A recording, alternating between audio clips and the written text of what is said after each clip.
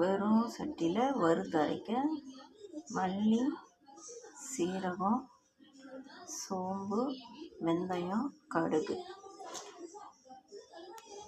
இது எல்லாத்தையும் வெறும் சட்டியில் வறுத்து அரைக்க போகிறோம். இப்போ நம்ம இந்த எல்லாத்தையும் வறுத்துட்டு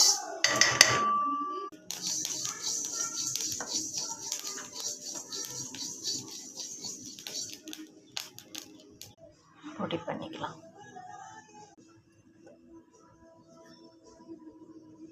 பவுடர் ஆக்கியாச்சு.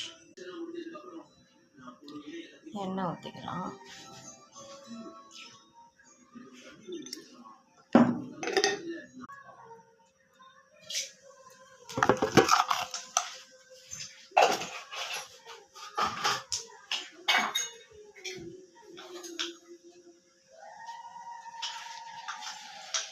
கடுகு, வெந்தயம் போட்டாச்சு, வெங்காயம் போட்டாச்சு.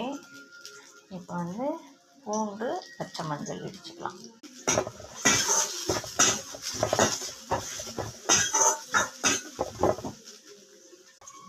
ஒரே ஒரு மிளகா போட்டுக்கலாம்.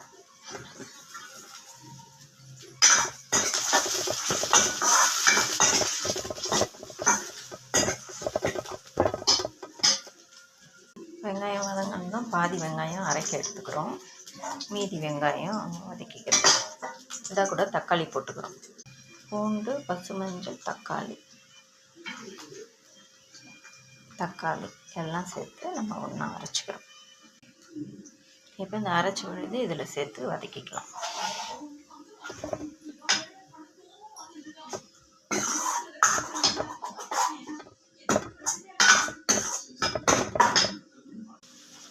தேங்காய் விழுது அரைச்சிக்கிட்டோம், இதையும் நம்ம அதில் சேர்த்துக்கலாம்.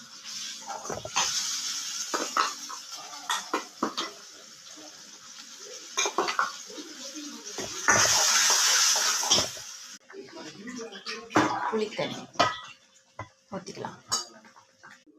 குழம்பு மிளகாத்தூள் கூட நம்ம அரைச்ச பொடி இருக்கு இல்லையா, வறுத்து அரைச்ச பொடி அதை சேர்த்துக்கலாம். ஊற்றிக்கலாம், கரைச்சிக்கலாம். இப்போ கரைச்சி வச்ச புளித்தண்ணி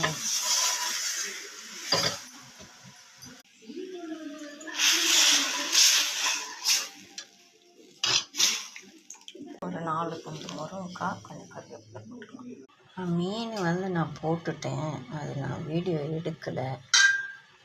பாருங்கள், மீன் குழம்பு ஆவி பறக்க